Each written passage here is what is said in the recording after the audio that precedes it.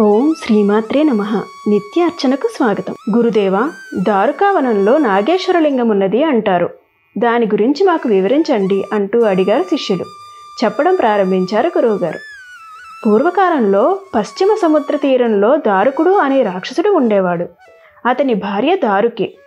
ఈ రాక్షసుడు కొన్ని యోజనాల విస్తీర్ణము గల పట్టణాన్ని నిర్మించుకుని భార్యతో సహా సుఖంగా ఉన్నాడు. సహజమైన రాక్షస బుద్ధితో చుట్టుపక్కల గల మానవులందరినీ హింసిస్తున్నాడు. మునీశ్వరులను ముప్పు తిప్పలు పెడుతున్నాడు. మునివాటికలను అగ్నికి ఆహుతి చేస్తున్నాడు. హోమగుండాలను ఆర్పివేస్తున్నాడు. యజ్ఞ యాగాలు ధ్వంసం చేస్తున్నాడు.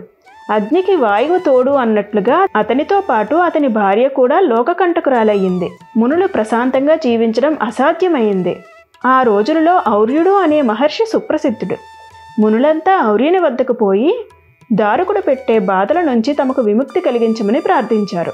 వారి మొర విన్న మహర్షి భూమిపై గల ప్రజలను గాని మునీశ్వరులను గాని హింసించిన మరుక్షణంలో దారుకుడు సతీ సమేతంగా మరణిస్తాడు అని శపించాడు. ఈ విషయం దారుకుడికి తెలిసింది. అప్పుడు ఆ రాక్షసుడు తన తపశ్శక్తితో సముద్రం మీద పట్టణం నిర్మించుకొని అక్కడ ఉంటూ సముద్రయానం చేసేవారిని పట్టి పీడించసాగాడు. ఒకనాడు సముద్రం మీద ఒక ఓడ పోతోంది. అందులో సరుకులు, సంచారాలు, ధనము దండిగా ఉన్నాయి. దారుకుడు ఓడ మీద పడి దోచుకొని ఓడలోని వారందరినీ బందీలుగా చేశాడు. ఓడలో సుప్రియుడు అనే వణిక ప్రముఖుడు ఉన్నాడు. అతడు గొప్ప శివభక్తుడు, సదాచార సంపన్నుడు, పరమ నిష్ఠాగరిష్ఠుడు. కారాగారంలో కూడా రుద్రాక్షమాలలు, విభూది ధరించి శివపూజలు, భజనలు చేస్తున్నాడు.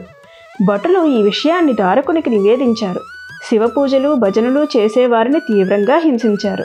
అందరూ పూజలు, భజనలు మానేశారు. సుప్రియుడు మాత్రం మానలేదు. అతన్ని ఒక చిన్న ఖైదులోకి మార్పించాడు దారుకుడు.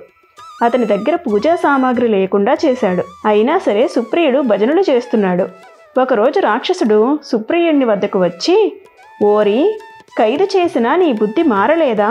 నీకు మరణశిక్ష విధిస్తే గాని ఈ పూజలు మానవా అన్నాడు.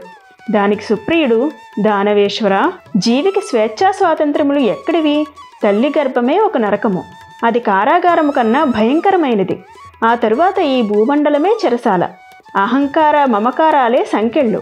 నువ్వు మమ్మల్ని పెద్ద ఖైదు నుంచి చిన్న ఖైదుకు మార్చగలవు, అంతేగాని ఇంకేమి చేయగలవు అన్నాడు. దాంతో దానవుడికి కోపం కట్టలు తెంచుకుని సుప్రియుడిని చంపబోయాడు. మరుక్షణంలో పరమేశ్వరుడు సుప్రియుడికి నాగేశ్వరుని రూపంలో ప్రత్యక్షమై దారుకుని సంహరించి సుప్రియుడిని ఏ వరం కావాలో కోరుకో అన్నాడు. దానికి సుప్రియుడు, దేవదేవా, ఈ దారుకావనంలో జ్యోతిర్లింగమై ఉండి ప్రజలను రక్షించవలసినది అని అడిగాడు. అతడి కోరిక ప్రకారము దారుకావనంలో జ్యోతిర్లింగమైనాడు పరమేశ్వరుడు అంటూ వివరించారు గురువుగారు. శ్రీమాత్రే నమః.